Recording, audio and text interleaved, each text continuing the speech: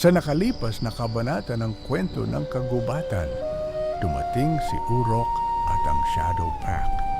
Hinarap ni Sige, Natala at tuturuan Bughaw kita. ang unang pagsubok. Ngunit ang tunay na laban, ngayon pa lamang nagsisimula. Walang saysay ang paglaban mo. Ibigay mo na ang Sidlak Stone at hindi kita sasaktan. Hindi mo makukuha ang Sidlak Stone. Hindi habang nabubuhay kami. Kayong dalawa, ang isang ibon at isang daga, hindi niyo ko kayang pigilan. Hindi ako daga. At hindi ko ibibigay ang Sidlak Stone.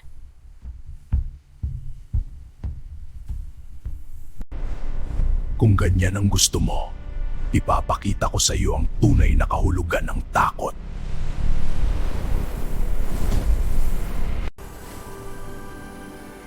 Handa ka na ba? Handa na.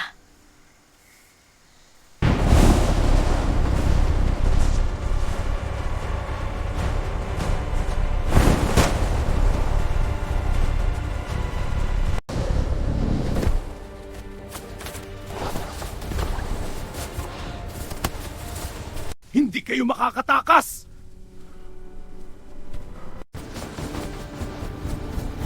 Kailangan nating lumayo. Hindi ka pa handa!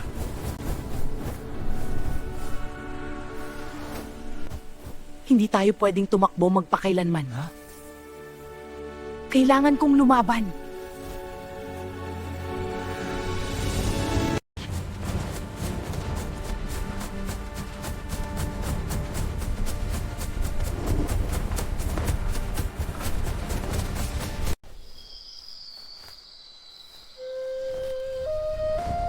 Dito na tayo lalaban. Ipakita mo sa kanila kung sino ka. Ako si Tala. At ito ang kagubatan ko.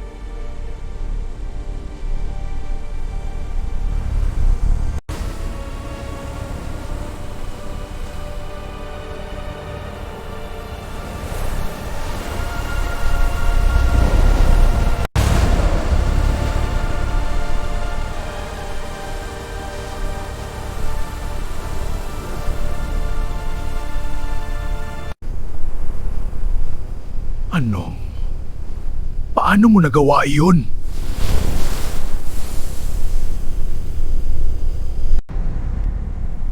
Kahanga-hanga para sa isang daga, pero hindi pa tapos ito.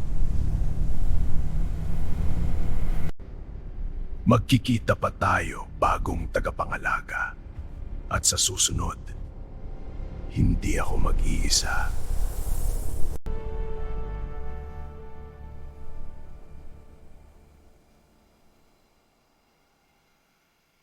Nagawa ko!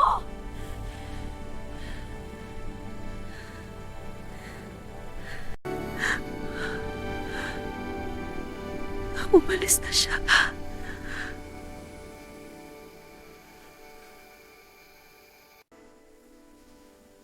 Tingnan mo ang iyong sarili. Kaya mo na.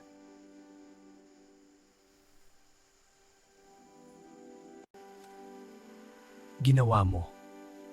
Pinatunayan mo ang iyong sarili.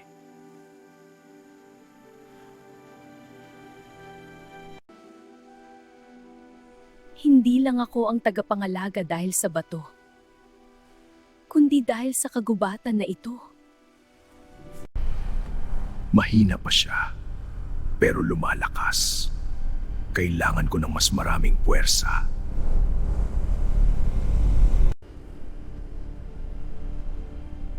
Oras na para tawagin ng mas malalim na anino.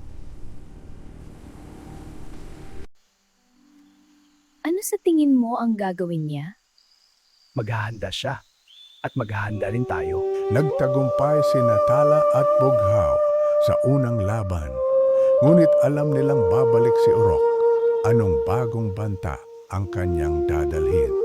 Alamin sa susunod na episode ng Kwento ng Kagubatan.